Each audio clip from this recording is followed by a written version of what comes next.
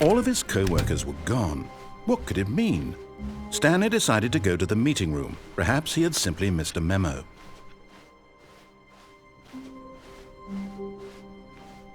When Stanley came to a set of 2 open doors, he entered the door on his left. Yet there was not a single person here either. Feeling a wave of disbelief, Stanley decided to go up to his boss. Coming to a staircase, Stanley walked upstairs to his boss's office. Here's the door, just go.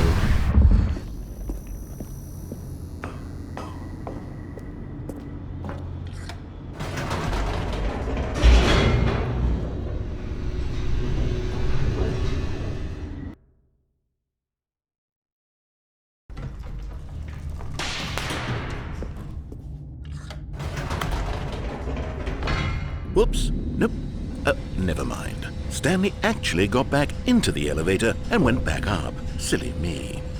Why did Stanley do that when he knew that it would just lead back to his boss's office? Well, that's a great question. I just can't wait to find out.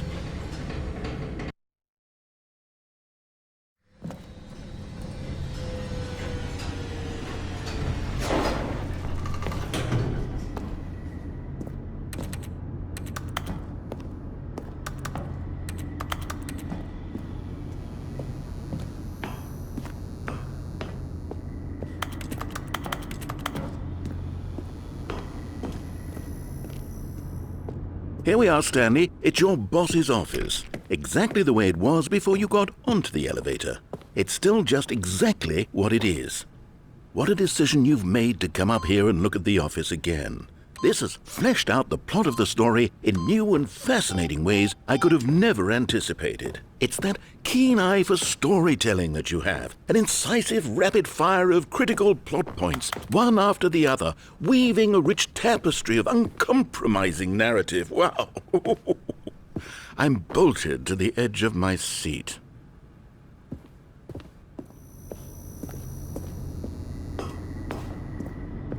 Incredible. Now he's getting back into the elevator and going down again. Ladies and gentlemen, how does he keep coming up with all of this?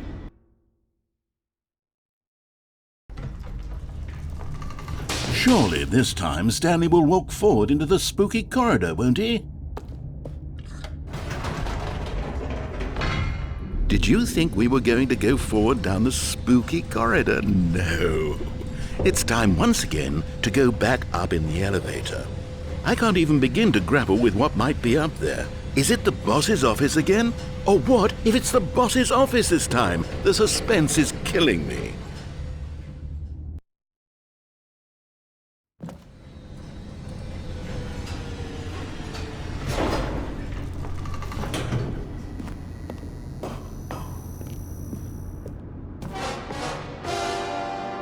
Oh my God, it's the boss's office. This absolutely changes everything for me. Give me a time out here for a minute while I process this.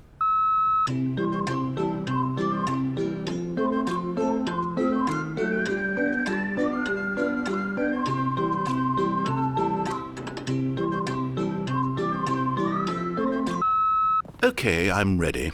I'm prepared to embrace this stunning revelation and to move forward with... No, wait. No, I need more time to process.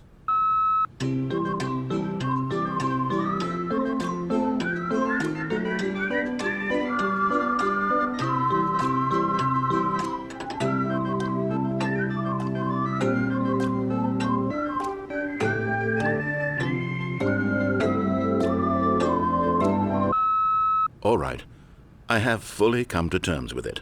I have made space in my worldview for this astonishing new reality. As before, I turn to your expert eye for gripping narrative, Master Stanley.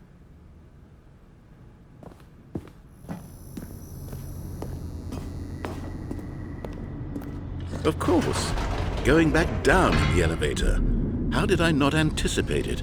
I mean, sure, now it's obvious, but you have to understand that 30 seconds ago, this kind of thing had never been attempted before. I had no frame of reference to even anticipate it. That's just how revelatory Stanley's decision-making is. A breath of fresh air in a landscape of storytelling that has grown stale and repetitive.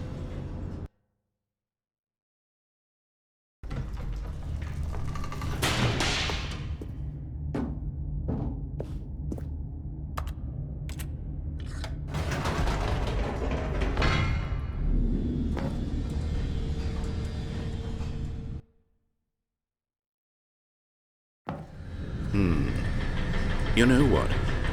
I've just thought of something. Hold on, let's stop for a moment. Don't you realize? It's the anticipation, Stanley. You and I, we have no way of knowing what will be at the top of this elevator, but the suspense, the agony of waiting and anticipating and having to guess, that's the real thrill. Oh, I simply don't want to let that feeling go. It's so precious, so fleeting. Why don't we take this elevator ride nice and slow? There we go. Isn't this so much more exciting? You know, Stanley, it seems like nowadays the only thing that audiences want is to be shocked as loudly and frequently as possible. They want big, explosive moments flung right in their faces from the very moment that things get started. But where's the tension? Where's the trust in the audience to build a slow and nuanced appreciation for the story, the characters? Why aren't we given time to imagine the surprises, to have to think and to anticipate and then to marvel at the eventual reveal? This is storytelling, Stanley. What you and I are doing right now. This is the most exciting narrative to be developed in years, and it's really all because of you. You're the one who took this bold step of revisiting the exact same locations over and over. Truly, I mean it. This is unique and different. It's not like anything else out there. You see, I want stories that surprise me, Stanley. I want to have to think.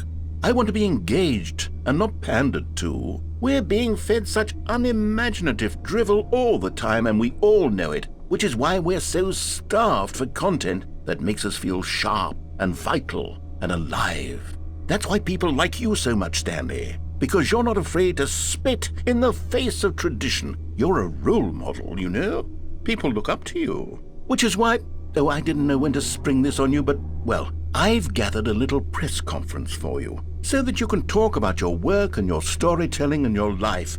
Yes, I know you're not much for the public eye, but I thought it would especially mean a lot to the people who have been following you from the beginning. They really look up to you, Stanley. I don't know if you realize the impact you have on them. This is the kind of gesture that might leave a tremendous impact on them for the better. Oh good, we're here. Okay, the room where we're holding the press conference should be just around the corner here somewhere.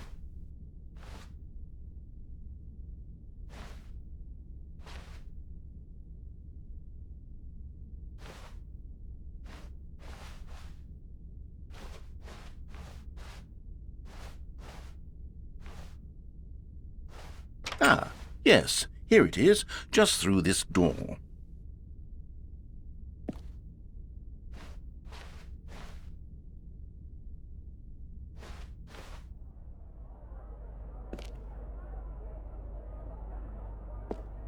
All right, are you ready? I've told them you're going to speak a little bit about the nature of surprise in storytelling and what it means to craft a truly unpredictable narrative. Oh, don't worry, you'll do great. Just be yourself and speak from the heart. I'm really proud of you, Stanley. Okay, it looks like they're ready for you. Go get 'em.